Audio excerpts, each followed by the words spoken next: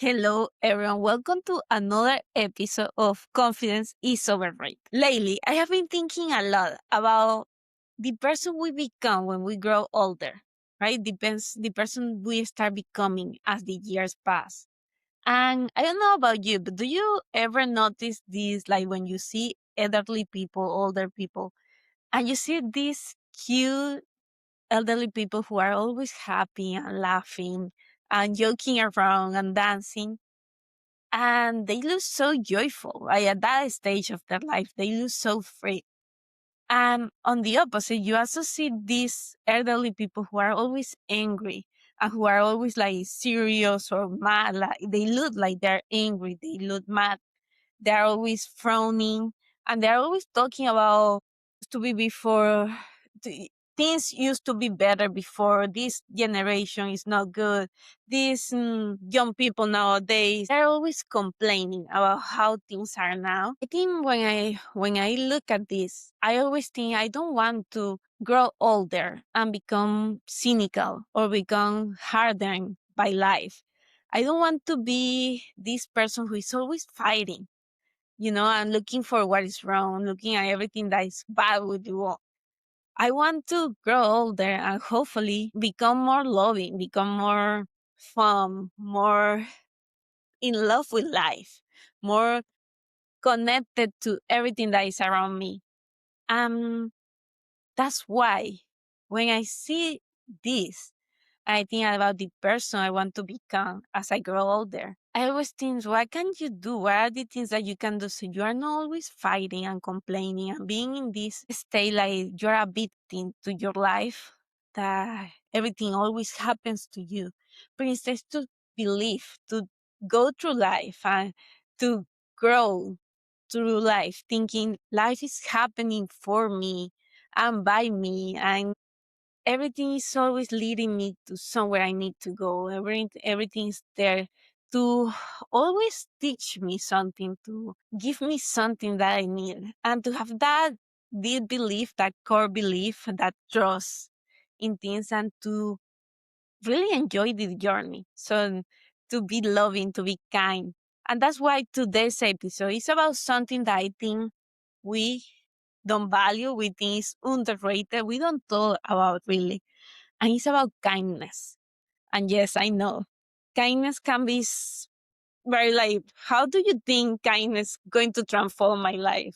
You can ask me, Jenny, how do you think kindness or being more kind is going to transform my life or is going to make my life better? And that's why I want us to get into it today. Because when I'm kind to other people or to myself, I do feel better about my life. I do feel better about the person I am and the person I am becoming. And I want to be that kind of loving human being that feels connected to other people, that feels like sees other people, and that in returns feels seen by other people. So how can we start incorporating these moments, these small acts of kindness more in our life? And why is that important? That's what today's episode is going to be all about.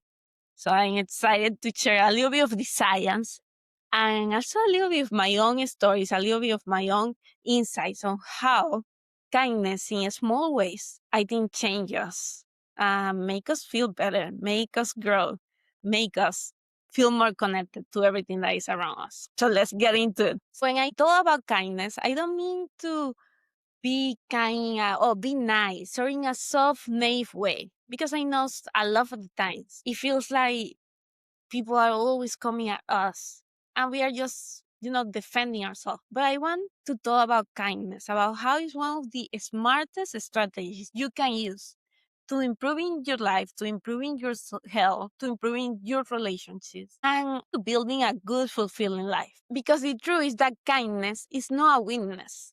Kindness is a neurological need. It's a biological need. It's a psychological need, and it's also a strength that we all have the capability to tap in, even on those moments where we feel like life is too much, where we are rushing around, where it feels like we are overwhelmed. We can still be kind. We can still take those small moments in our days to acknowledge other people, to smile to people, to say good morning, to open the door, to put the supermarket car back in the line, right? Those little moments make us feel more connected to the world around us. And they help create an identity that even with everything that is happening in our life, we are still capable of deciding, of choosing how we show. Here is something that not many people tell you, but kindness is actually selfish because it's not about only, like, oh, be kind to everyone. It's also about how it makes you feel, how you improve yourself, and how it changes how you see yourself.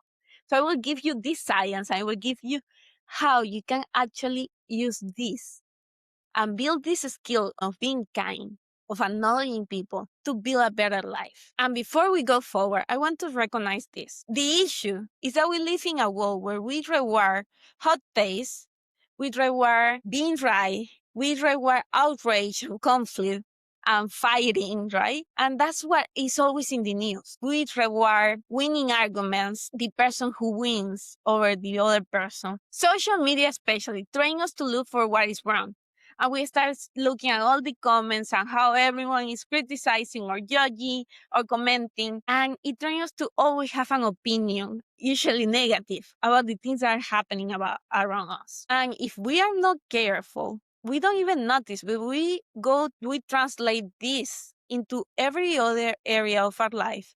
And then we roll around our life with a sword up, right? Like ready to defend ourselves, ready to attack, ready to fight, ready to defend, to criticize, ready to assume the worst of what is happening around us, of what other people are doing or saying. And so we go through life kind of like carrying a backpack full of all the things that are stressing us, all the things that are overwhelming us, all the things that are bad or that are going wrong in life. We walk around with this stress backpack thinking that everyone around us is trying to harm us, is trying to criticize us, is trying to do some kind of bad thing. And so we are always in this defensive mode, in this state of always looking for what is not going right, all the things that people are not doing right, all the ways that people are attacking us or trying to make us feel bad. And it's not true. If you believe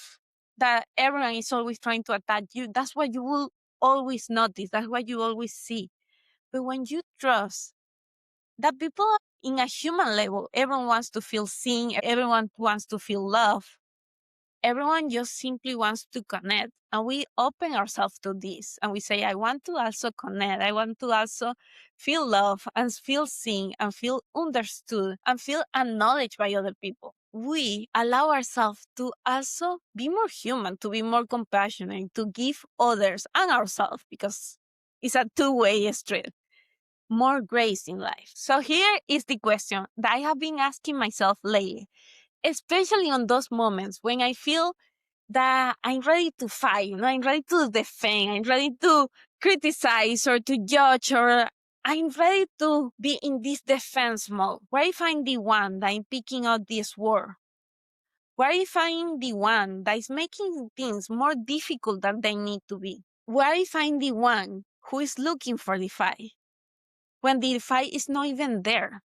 You know, those moments when you are ready to defend, like someone gets you in front of you in traffic and you are thinking that they are doing it to you, and someone grabs the last thing in the supermarket and they're doing it to you, and someone sends you a message and you think the tone is weird and they're doing it to you. And in those moments, to take a pause and to, lower your defenses, lower that wall that we put inside, and kind of like ask ourselves, where I find the one making the fight, where I find the one picking up this word, and I'm ready to fight something that is not even a fight, something that is not a battle, where I find the one that is making things more difficult than they need to be in my life.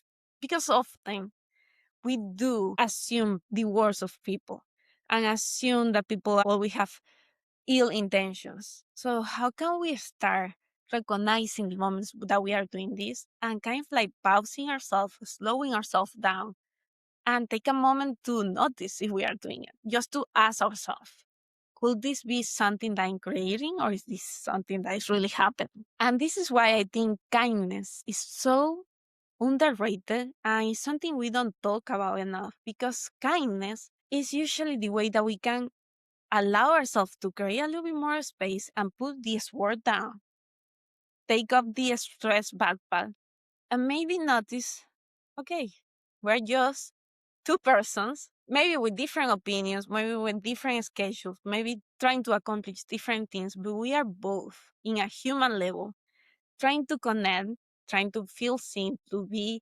acknowledged, to be understood. How can we, at least in a ground level, get to a little bit more of that? So let's talk about the science of kindness, because this is not only about a philosophy of life. This is also rooted in science and rooted in research. Let's get into it. First, I want to mention, I will read this to you, but this was a research that found how kindness can improve our life. So, researchers at the University of Oxford ran studies where participants were instructed to perform intentional acts of kindness over the course of 1 week. This study was not about random politeness, it was not about vague niceness, it was about doing intentional acts of kindness for people around you, whether that be loved ones, friends, family, or just strangers, including doing things like helping someone with a task, writing a thoughtful message, doing something considerate for a stranger, like opening the door or just saying good morning. The catch was this: the participants reported their levels of happiness and life satisfaction before and after. The results were conclusive. Those who consistently practice acts of kindness show significant increases in happiness and overall well-being compared to those in the control group who just continue their regular routine. The key of this study was that it was not simply one single act. It was about doing repetitive acts of kindness. Repeated acts of kindness build emotional momentum. In other words, kindness compounds. The more you do something kind for someone, the more that generates a positive effect in you and the more you want to continue doing. There is also another study I want to mention from the Journal of Social Psychology.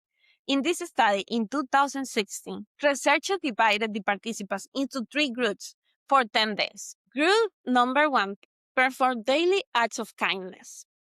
Group number 2 was focused on doing new activities and trying new hobbies. And group number 3 continued with their regular schedule and the regular routine. It was found that after the 10 days, the kindness group, the one that did daily acts of kindness, experienced the greatest increase in life satisfaction.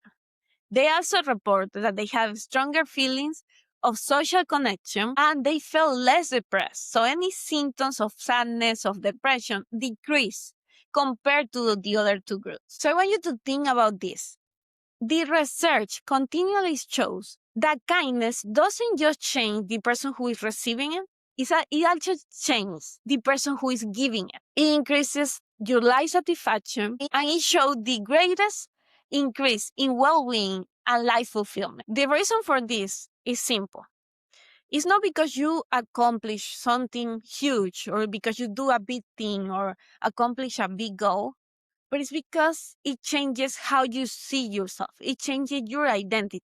And you start seeing yourself as someone who contributes to others, as someone who generates an impact in others. Kindness, your identity. Anytime that you do something kind for other people, it's like telling your brain, I am someone who adds value. I am someone who creates an impact to the world around me. And those small identity shifts change everything in your life. That's why I wanted to share with you that just doing these small acts of kindness in our daily life do have the power to change your life. And the reason why I started thinking about kindness more in my life was because a couple of years ago, probably 2-3 years ago, I started doing this meditation or this practice that is called loving kindness meditation. It's also known as meta meditation. And it's a structured practice where you generate feelings of well being. This meditation is basically about you intentionally thinking about people in your life or that you don't even know and sending wishes of goodwill, sending compassion, sending grace, sending kindness, sending good wishes to them. When you are doing the practice, when you are doing this practice, you silently repeat phrases like, might you be well, might you be safe, might you be healthy, might you be happy. It's kind of like, I wish you the best. You start with yourself and then you start thinking about your loved ones, your family, your friends, and you start expanding that circle to people who you might have just met a few times in your life and they are neutral people, and then to difficult people in your life, people who you might not agree with, people you might have a conflict with, people who you don't really like or don't even want in your life, but you still can send good wishes in their life. You can still say, I don't want you in my life. I don't want you to have access to me. I don't want to have a connection to you. But I hope that you have a good life, that everything is good with you. And that allows you, I think, to lower this sense of this defense mechanism, this sense of always fighting with people, to just lower. And then you just send it to everyone. You just send it to the planet, to all beings. You send it to life in itself. So you send these good wishes as a way to notice that you're connected to everything around you, even the things that you don't like, even the people you don't like. And that you can still wish them well. You can still wish them well in their life, just not in your life. I think it's powerful because when you do this kind of practice with the people who annoy you, with the people who you disagree with the people who you don't like, with the people who you might be fighting, even with the people you don't want in your life anymore.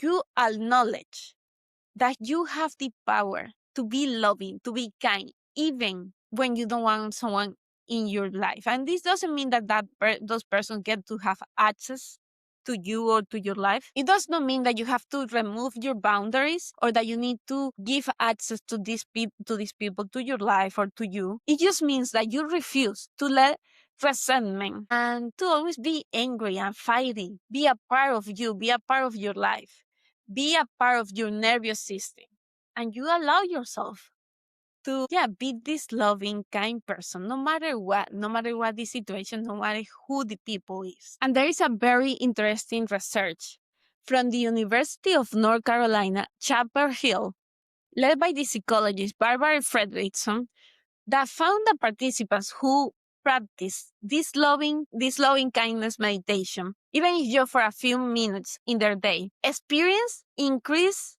positive emotions, improved vagal tone, which is linked to better emotional regulation, which simply means that you can regulate your emotions better. This same research pointed out that practicing this kind of meditation, this kind of loving kindness meditation, even just for a few minutes, also created a stronger feelings of social connection, created greater resilience over time, which simply means that you are better able to regulate your emotions and overcome obstacles and conflicts in the future. And they correlated this practice as doing emotional strength training, building that muscle of practicing kindness no matter the circumstances. Kind of like you are literally training your brain to generate warmth, to generate connection. Additionally, research in neuroscience shows that when you perform acts of generosity, you stimulate the release of oxytocin, which is also known as the love hormone or the bonding hormone. It's the one that you release when you hug someone, when you express gratitude, when you help someone, when you fall in love, when you have babies and you feel that maternal love. Is the one that is released anytime you experience connection, like a strong connection. And oxytocin lowers blood pressure, it reduces cortisol, which is the stress hormone. It supports your immune system, so it makes you stronger and more resilient.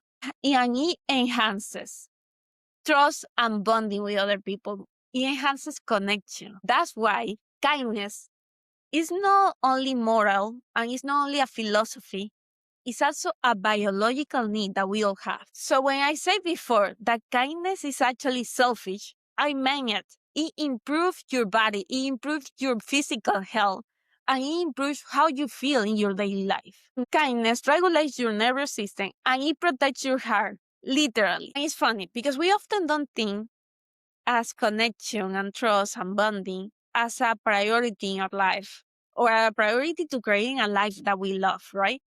But I remember that in 2020, the US Surgeon General declared loneliness as an epidemic, a health epidemic. I will remember when I read a study that compared feeling lonely the same as smoking 15 cigarettes daily, which is crazy. So here's what I want you to remember.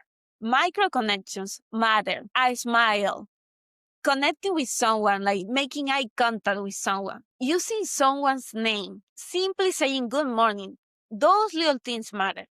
I'm very bad, like remembering names, but in the past couple of years, I have made it a point to try to remember the names. And what I do is that when I met someone, I right away try to make an association and try to repeat their name 2, 3 times right away as a way to remember it and also make the person feel seen and make the person feel like they're valued because I think that's important. I go to a coffee house almost daily and I try to remember the names. I remember the names of the people who work there because I'm always seeing them.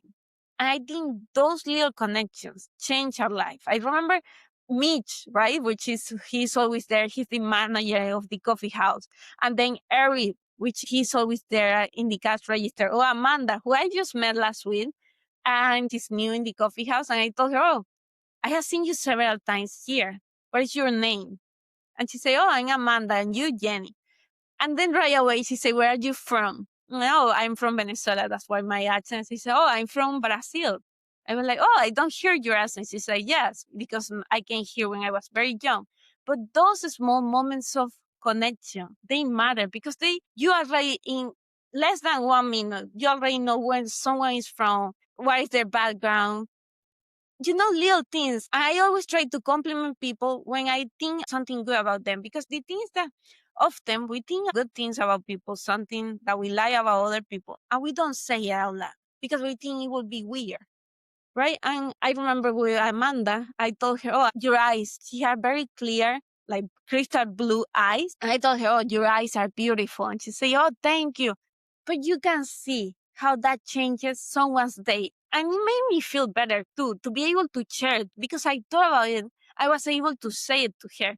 I think so often we don't want to appear weird or we don't want to, come across as, I don't know, uncomfortable. We don't want to have an uncomfortable conversation. And we don't make it the point to say the good things. So we don't make these micro connections, these micro moments. I always make it a point to tell people when I like their nails, when I like their shoes or their outfit or something about them or their smile. Because I think we don't take the chance to share more of that, to share more of the positive, to create those micro connections in our life. And that doesn't mean that you will become best friends. It just means that you acknowledge the existence of other people. And that means that other people feel seen and that allows them to see you in reverse. Because as I say, it's a two-way street.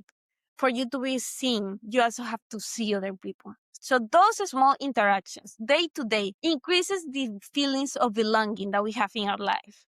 Feeling like we belong to somewhere, to some place, to something is powerful, is protective. Kindness fights with that invisibility that we all feel. Because I think nowadays, more than ever, we have so many devices and so many things to connect with other people, but we feel the most invisible that we have ever felt before because we don't have these small moments of connection. We don't make them a priority on our life. We don't think they matter, and they do. And that's why so many people now feel invisible. And they happen in small ways every day if we allow ourselves for them to happen. Like recently, 2 weeks ago, I was walking. I always do like morning walks. That's one of my favorite things right now to do. It was raining, like light drizzling. I didn't take an umbrella. And I was walking kind of like with my jacket, and one of the neighbors shouted at me from their home, wait! And I was like, wait a moment, I have an umbrella. And I was like, no, don't worry, no worries. And he was like, no, wait there, I'm coming. So he came, I went to the door, and he gave me an umbrella. I was like, no, don't worry. I was like, please, I always see you walking around. Take the umbrella, bring it back when you come. I was like so thankful. I think that small moment, someone who sees you from their house and takes that as an opening, like you shouldn't be getting wet. Those small moments of feeling seen, of someone thinking your word, they getting out of their way and doing a small act of kindness that he didn't really need to do. And I get to meet them because of that.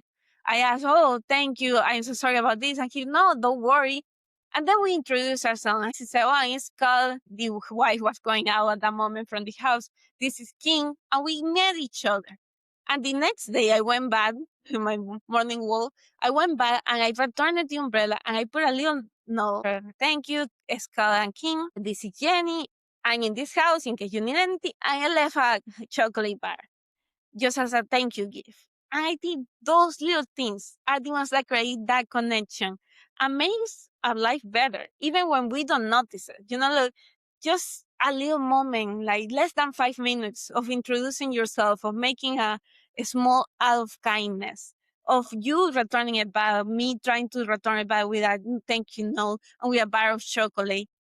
Those little things compound and they make our life better. They make us feel like we are connected to something bigger than ourselves. And that's important. Those moments are not dramatic. They are not big.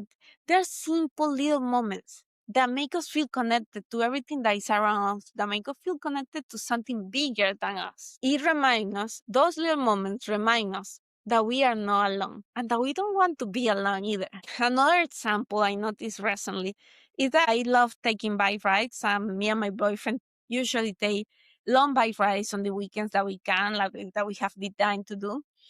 When I drive my bike, I always make it a habit to say good morning to the people I'm passing by in the sidewalk or to say thank you, to when they make space for you. Most of the time, I always get smiles back. I always feel like people don't get those small moments of good morning, thank you, of acknowledging that we exist. And they always say, oh, you're so welcome. Like those little moments that we smile to each other. I think they matter. I think they make my bike rides better and they make it much more enjoyable. And I can feel it because the energy changes, the energy shifts. How I feel and I think how they feel changes and improve our day little by little. And it costs nothing. And you can get so many benefits from it even when you don't see them right away, or even when you think it doesn't matter, because it changed the climate of what is happening around you. I see it with my nieces all the time too. I have two little nieces. One is Mia, she's 3 years, and then Anto, she's 5. And every time we get into an elevator, they right away say hi and they ask for the person name. And they introduce themselves and then like, how are you? No, ¿cómo estás? Yo soy Mia. ¿Cuál es tu nombre? The adults are usually surprised. They are usually shocked that a little kid is talking to them because we are not used to people like talking to us. Usually you get into an elevator and nobody talks. Everyone is silent. And everyone is looking at their phone or looking down or looking from and nobody talks. And the adults are usually shocked, but they respond, they laugh. And I think kids instinctively see people and they want to make that connection with people. And we right away try to make ourselves invisible. We right away try not to notice anything and to just continue what we are doing. We forget that those moments matter, that those small micro connections matter. So maybe kindness is not something that we really need to learn. It's something that we already knew how to do when we were small, when we were kids. And we stopped doing as we grow older because we thought that was weird, that was uncomfortable, that people will criticize us. And we stopped doing. So now it's something that we need to unlearn, right? To start doing more in our life as adults too. And here's the thing that I want to finish with. Being kind is not always easy. Being kind to the people we love can be easy. But when the people around you is annoying you, when you are in a fight with someone, when you are in a conflict, when you don't agree with someone, their opinions, their belief in their political, social, whatever it is, when you don't agree with someone, when you are at an impasse, when you don't like someone, when you have a very different personality to someone, right? Those people who are totally the opposite of you and you feel like you two will never mix well, right? Like water and oil. It's more difficult. It's really more difficult to be kind. But when you make it an intentional part of who you are, to be kind to everyone.